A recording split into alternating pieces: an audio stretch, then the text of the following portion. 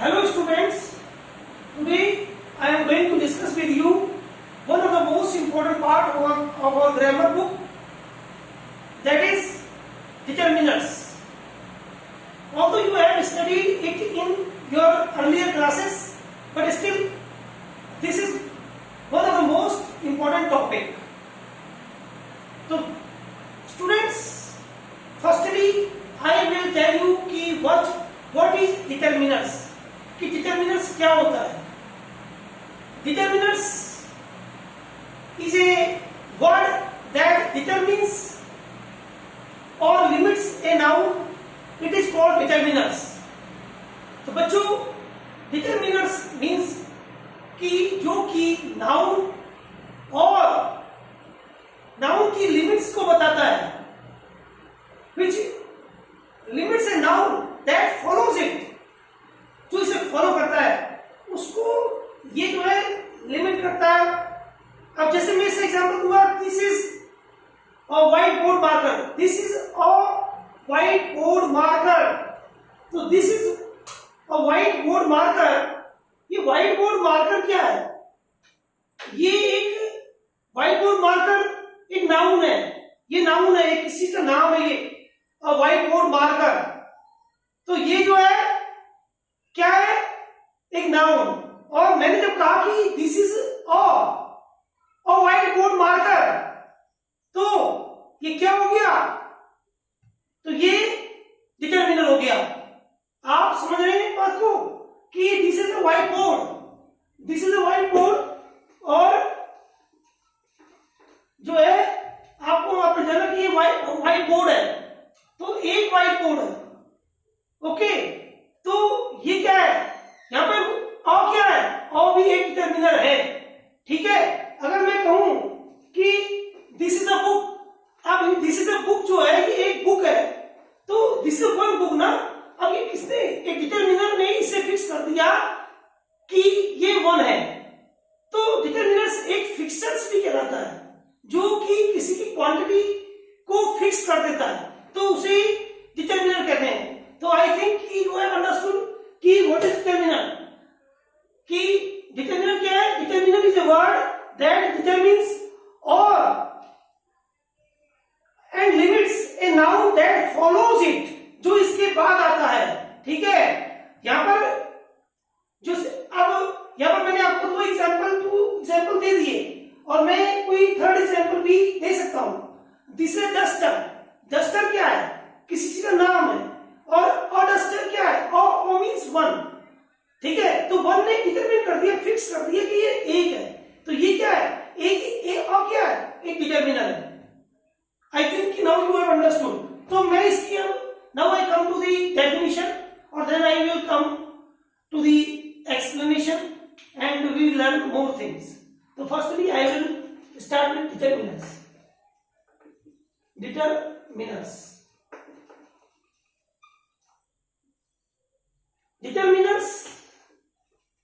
Determiner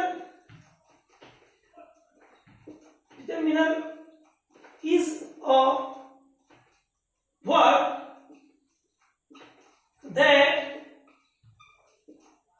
that limit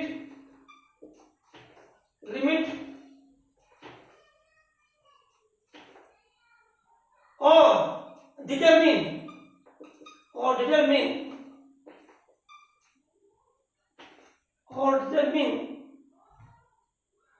Determiner is a word that limit or determine a noun that follows it. Okay. अब example, I have a book. I have a book. मेरे पास एक book है. तो आपने देखा कि ये नाउन है, और ये क्या है? डिटरमिनर है. तो नाउन को किसने डिटरमिन किया? किसने उसको, उसकी वैल्यू को, उसके नंबर को फिक्स किया? ए ने. इसे ओ पढ़ेंगे. ठीक है, तो ये ओ है. और डिटरमिनेंट की इंपॉर्टेंस क्या है अब मैं आपको बताता हूं। अगर देखिए कि अगर मैं कहूं आई लर्न फ्रेंच, ठीक है, मैं एग्जांपल दे रहा हूं, मैं इसकी इंपॉर्टेंस के बारे में बात कर रहा हूं कि देखिए ये क्लास 6, 7, 8, 9, 10, 11 तक ये है। और क्लास देखिए अगर बात करूं तो कंपटीशन एग्जाम में भी डिटरमिनेंट में से 2 और 3 क्वेश्चन तो जरूर आते हैं, ठीक है, कोई भी कॉम्पिटिटिव एग्जाम्स हो, ठीक है। तो डिटरमिनेंट्स की स्टडी करना हमारे लिए बहुत इंपॉर्टेंट है और यही बेस्ट प्लेस है जहां पर कि आप इस बात को समझ सकते हो और मैं इसको बता सकता हूं, ठीक है, और मुझे उम्मीद है कि आप इसे समझोगे भी। अब जैसे कि आई हैव अ बुक, तो मेरे पास एक बुक है तो यहां फिक्स हो गया कि बुक एक है मेरे पास, ठीक है। अब इसकी इंपॉर्टेंस क्या है देखिए, अगर मैं कहूं कि I learn French, I learn French, ठीक है, मैं फ्रेंच सीखता हूं, ठीक है, यहां पे लैंग्वेज है, the French are coming, the French are coming, ठीक है, फ्रेंच है ना, फ्रेंच आ रहे हैं, फ्रेंच लोग मतलब, ठीक है, इसका मतलब समझे तो आप मेरे ख्याल से समझ गए होंगे कि ये दा लगा देने से ये फ्रेंच लोग हो गया और दा हटा देने से वो लैंग्वेज बन गया। तो इसकी इंपॉर्टेंस इतनी है कि सिर्फ एक दा लगा देने से, देखो ये दा और दी पढ़ने में भी थोड़ा बच्चों को कंफ्यूजन है। मैं आपको बता रहा हूं यहाँ पे दा पढ़ेंगे टीएचई द है ना, लेकिन अगर मान लो कि यही चीज अगर EARTH होता तो क्या होता, ये वोवल से स्टार्ट होता तो दी कहते हैं उसे, दी अर्थ होता, ठीक है ना, दी ईस्ट, ठीक है, यहाँ पे इसे दी पढ़ते। अगर वोवल से शुरू होता है तो द, और अगर वोवल से स्टार्ट हो रहा है तो AEIU से शुरू हो रहा है, कोई खास नाउन, कोई यूनिक चीज, तो उसमें दी पढ़ेंगे। और अगर वो कॉन्सोनेंट से स्टार्ट हो रहा है, जैसे कि ये शुरू हो रहा है कॉन्सोनेंट से, फ्रेंच है ये, एफ है, तो ये क्या होगा, इसको हम द फ्रेंच पढ़ेंगे। और अगर अमेरिकन होगा तो दी अमेरिकन, कैसे पढ़ेंगे, दी अमेरिकन, ठीक है। अगर इंग्लिश होगा तो the English are coming, the English, अंग्रेज लोग दी इंग्लिश पढ़ते हैं हम, ठीक है। अब जरा ये तो तुम्हारा क्लियर होगा कंफ्यूजन कि दा कहां पे पढ़ेंगे और दी कहां पे पढ़ेंगे, पहली बात तो ये क्लियर होगी, ठीक। ग्रामर पढ़ के देखो ये चीजें मालूम होती है, अगर केवल सेंटेंस स्ट्रक्चर को याद करके और थोड़ा सा लोगों में बोल करके उससे कोई फायदा नहीं है, ठीक है, क्योंकि भाई पता तो होना ही चाहिए कि किसी जिसको हम बोल रहे हैं लैंग्वेज को, कहीं उसमें गलती ना हो और हमारी लैंग्वेज फनी ना हो जाए। तो ग्रामर पढ़ना तो जरूरी है, विदाउट ग्रामर के तो वो ठीक नहीं है, that would cause laughter only, ठीक है ना, केवल उससे लाफ्टर कॉज होगा अगर if we don't read the grammar. तो मुझे उम्मीद है कि आप लोग समझ रहे होंगे। अगर मैं इसके बीच में जाऊंगा तो ये बहुत बड़ा चैप्टर है, लेकिन मुझे यहाँ तक मुझे केवल इतना जानना है, क्लास जो आपकी जो स्कूल में जो डिटरमिनेंट्स जो क्वेश्चन आते हैं मैं वही डिस्कस करना चाहता हूँ, और मैं कॉम्पिटिशन एग्जाम में जो डिटरमिनेंट्स पे जो सेंटेंस आते हैं मैं उसको डिस्कस करना चाहता हूँ। बाकी इसकी डेप्थ बहुत ज्यादा है, ठीक है, लेकिन ये बहुत इंपॉर्टेंट और बड़ा इंटरेस्टिंग चैप्टर है, और ये मैं इस पे 2 या 3 वीडियो बनेगी, 2 और 3 वीडियो में मैं इसे बता पाऊंगा। और आज मैं आपको जो है मैंने इसकी आपको इंपॉर्टेंस बता दी है और मैंने आपको इसकी डेफिनेशन भी बता दी। मुझे उम्मीद है कि आपको समझ में आ गई होगी। If you know anything about it तो you can ask in the comment box. अब मैं जरा आगे बढ़ता हूं, ठीक है। देखिए एक तो ये भी कि अब हम आते हैं use of some determinants, use of some determinants. अब हम जो यूज ऑफ सम डिटरमिनेंट्स, अब हम कुछ डिटरमिनेंट्स का यूज पढ़ेंगे कि उनका यूज कैसे होता है। देखिए सम और एनी है, ठीक है, सम और एनी दोनों का मतलब क्या है, कुछ, सम एंड एनी मींस कि both words refer to the quantity as well as quantity, ठीक है। सम और एनी दोनों ही क्वांटिटी और क्वांटिटी को और नंबर को शो करते हैं, ठीक है। दोनों का मतलब क्या होता है, कुछ, ठीक है। अब जरा जो है some and both these words actually quantity as well as quality. So we use in the following kind sentences. देखिए कि मैं आपको बता दूं कि some and any, both refer to the both these words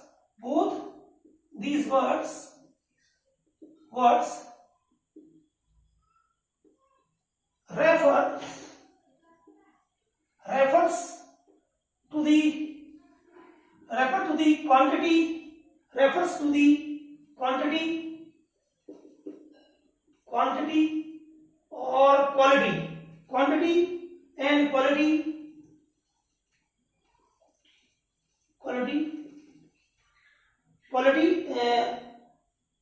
ठीक है। तो some and any, both these words refers to the quantity and quality of a thing, of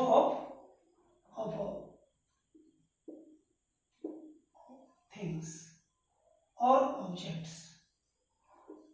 ठीक है, तो ये जो है कि some or any, both these words refer to the quantity and quality of things or objects, जो कि किसी ऑब्जेक्ट की क्वांटिटी और क्वालिटी को रेफर करती है, उसके बारे में बताती है। ठीक है, कौन? डिटरमिनर्स। जैसे कि बोथ और सम और बोथ क्या है? ये डिटरमिनर्स हैं। अब सम और एनी इज यूज्ड, है ना, both these words refer to the quantity as well as quality, जो कि क्वालिटी और क्वांटिटी दोनों के लिए ही यूज होते हैं। कौन? कि some and any are used for refers to the quantity and quality. That means they tells something about the quantity and quality of a thing. समझ में आ रहा है आपके? of the things or objects. Okay, मैं जरा इस पे आता हूँ इसके कि in the affirmative sentences,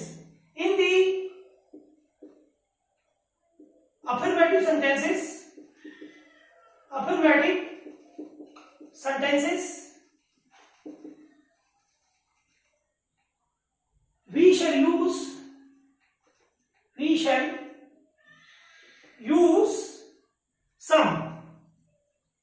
ठीक है ना? तो इन अफर्मेटिव सेंटेंस उसे कहते हैं जिसमें कोई स्टेटमेंट दी जाती है। ठीक है, तो उसे अफर्मेटिव सेंटेंस कहते हैं कि I have a book, I have a pen, है ना, और वी हैव ए हाउस, है ना, और तो ये क्या है? अफर्मेटिव सेंटेंस है। ठीक है, कि जिसमें कोई बोली जा रही है, कोई बात बताई जा रही है, तो वो क्या है कि पॉजिटिव सेंटेंस, दैट मींस कि अफर्मेटिव। असर्टिव भी कहते हैं उसे। ठीक है, आपकी नॉलेज के लिए बता दूं, मैं उसे असर्टिव भी कहते हैं। देखो, अफर्मेटिव सेंटेंस जिसमें कोई बात का पॉजिटिव यस सेंटेंस, एक सेंटेंस है, एक सेंटेंस वाली बात जिसमें आ रही है, इसमें एक स्टेटमेंट आ रही है। ठीक है, जो एक पॉजिटिवनेस है। ठीक है, तो उसमें जो है हम सम का यूज करते हैं। We have some pencils, we have some books, we have some books, हमारे पास कुछ किताबें हैं। ठीक है ना? I think you have noted down it, or now I am going to erase it.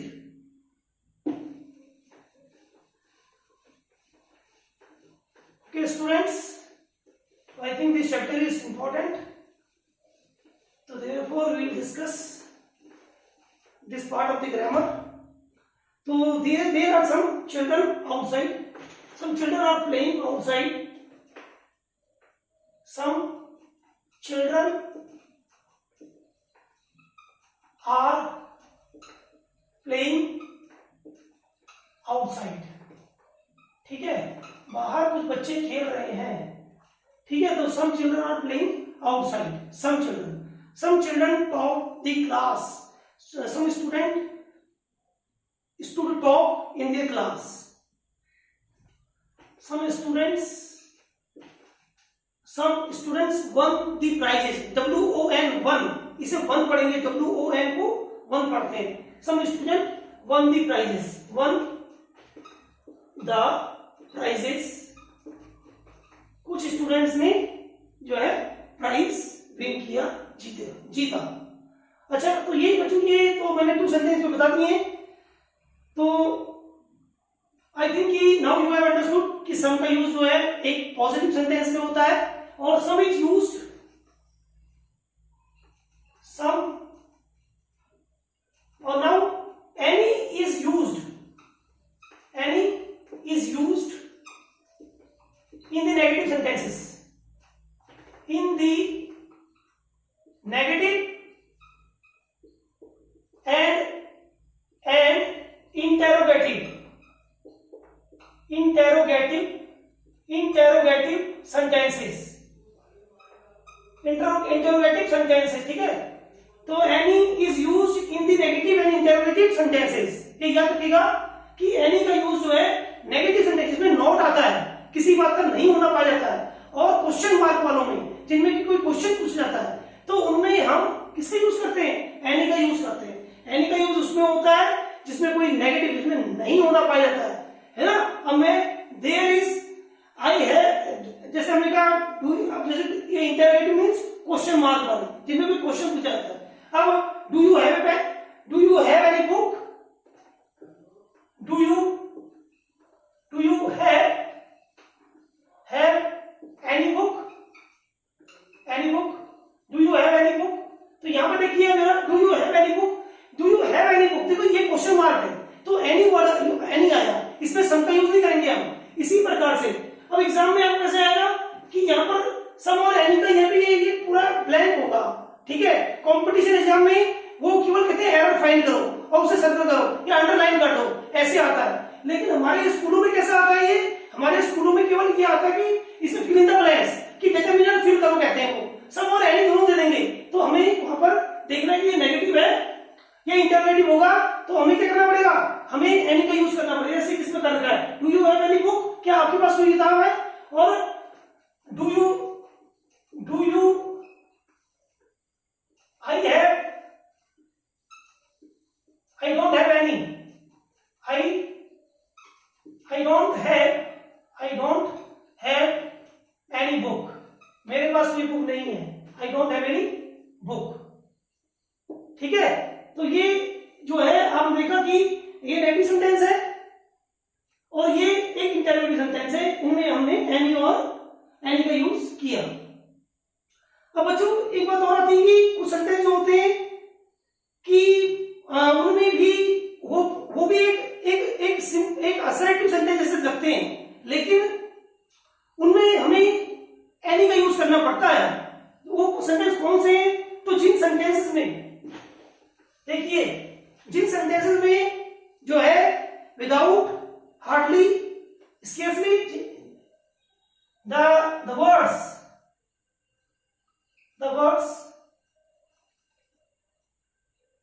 like the words like prevent, without, और जो है hardly, scarcely,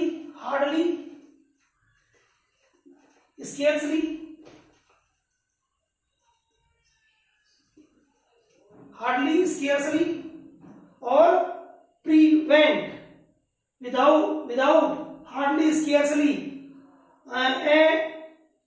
so if these words will come, so then you should use any, okay। so the word like, prevent, without, hardly, scarcely, if comes in the sentence, if are in the sentence,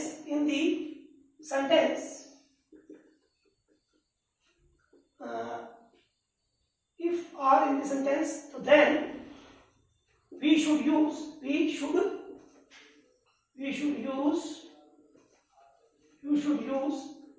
any, okay. तो हमें वहां पर any का use करना, we should use any, हमें जो है वहां पर एनी लगाना है। अब मैं एग्जांपल दे रहा हूं कि I have hardly any leisure nowadays, I have hardly any L-E-I-S-U-R-E, leisure, L-E-I-S-U-R-E, leisure,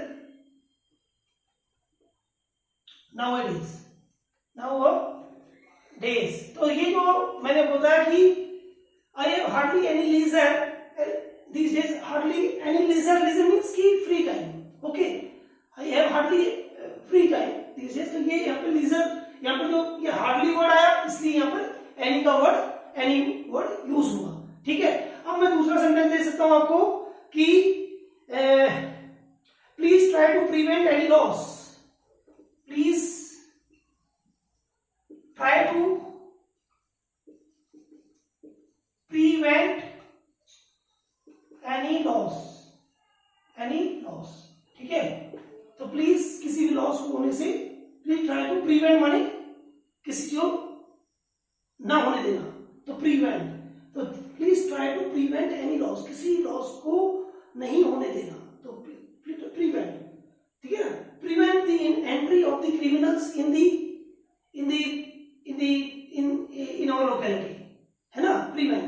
the police prevent the criminals to come in the city, okay. तो ये जो प्रिवेंट आपने समझ लिया, प्रिवेंट हो या हार्डली वर्ड आ गया और या विदाउट, है ना। You can do this work without any difficulty, you can do this work without any difficulty, you can do this work without any difficulty, I think कि बच्चों में ये बात अब क्लियर हो गई होगी कि ये यहाँ पर क्या है कि विदाउट का वर्ड, विदाउट वर्ड आया तो एनी आ गया। देखो ये भी एक स्टेटमेंट है, इसमें सम का यूज नहीं हुआ, तो सम का यूज नहीं हुआ क्योंकि यहाँ पर जो है प्रिवेंट, हार्डली एंड और ये स्केर्सली जो है वर्ड्स का यूज हुआ। अब मैं आता हूं कि तुम्हारे एक और बात जो है, now I think you have noted down it, तो please note it down and I will come to the next point कि about the some more use of the some and any.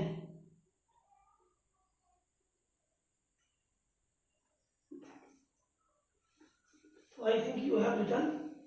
So if the words कि any case, any rate, any day, any time, any hour, so if the words like any day, any time,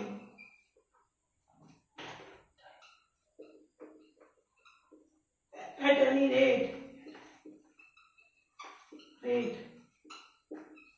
or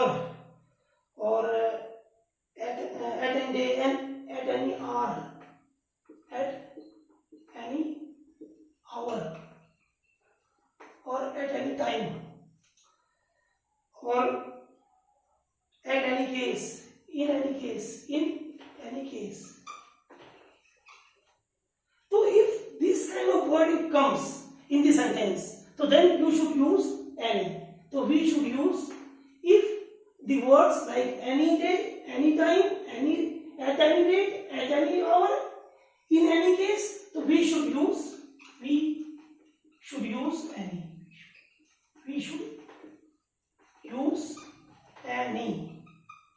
that means कि इसका मतलब क्या हुआ कि no matter which, यानी कि no matter which अगर सेंस बने, कुछ भी हो जाए, तो ऐसे सेंटेंसेस में भी नो मैटर, यहाँ पे एनी का मतलब नो मैटर विच, है ना, नो मैटर कुछ भी हो जाए, तो यहाँ पर इस सेंस में एनी का ही यूज करना चाहिए। I shall crack the exam at any cost, I will, मैं यहाँ पे विल लगा रहा हूँ कि ये एक एक्चुअली वैसे तो शैल का यूज होता है, मैंने आपको प्रीवियस टेंस की वीडियो बताया था, लेकिन जब प्रॉमिस किया जाए तो डिटर्मिनेशन के लिए हमें विल का यूज करना पड़ता है। I will crack the exam at any rate,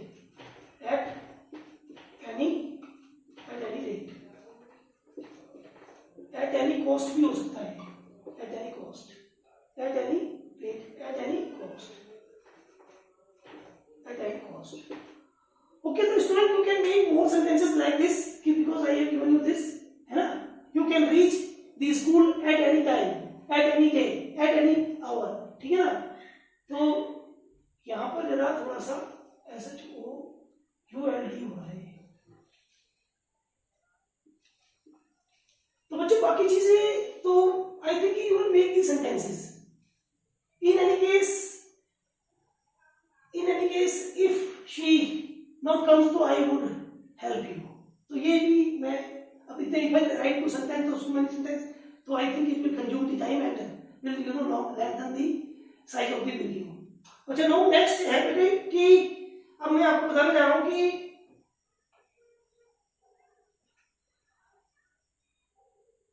ये सेंटेंस पॉजिटिव है, पॉजिटिव के बाद भी इनमें हम एनी का यूज कर रहे हैं और मैंने उसी कंडीशन आपको बता दी। तो कुछ सेंटेंस ऐसे हैं कि जैसे कि अब जिनमें कि कोई पॉजिटिव आंसर के आने के चांस होते हैं। If some sentences, if some sentences actually gives when the answer actually comes in the positive, है ना? तो then we should use some. If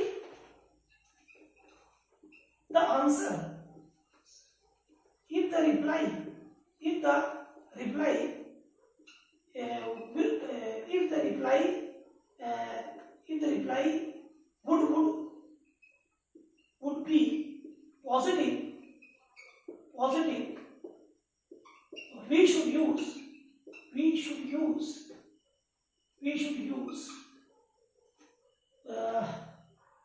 we should use some, है ना? तो हमें सम का यूज करना चाहिए, है ना? Even in the interrogative sentences. तो कभी कभी इंटरोगेटिव सेंटेंस में भी हमें सब का यूज करना पड़ता है जबकि कोई आंसर पॉजिटिव आने वाला होता है। अब मैं बता रहा हूँ इसको इंटरोगेटिव सेंटेंसेस। अब इसका एग्जांपल दे रहा हूं मैं सेंटेंसेस। तो इसका एग्जांपल ये है कि aren't there any book? Aren't there any book in the library?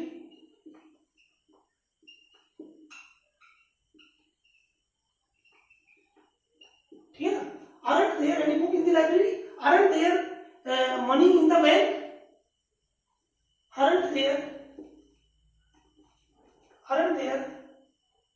some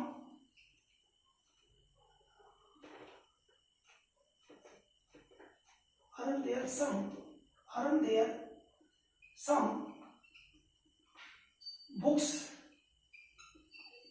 Aren't there some books in the library? तो okay children, तो I finish this video. I hope that the next topic I will discuss with you in the next video. Thank you very much for watching and listening. Thank you and God bless you all.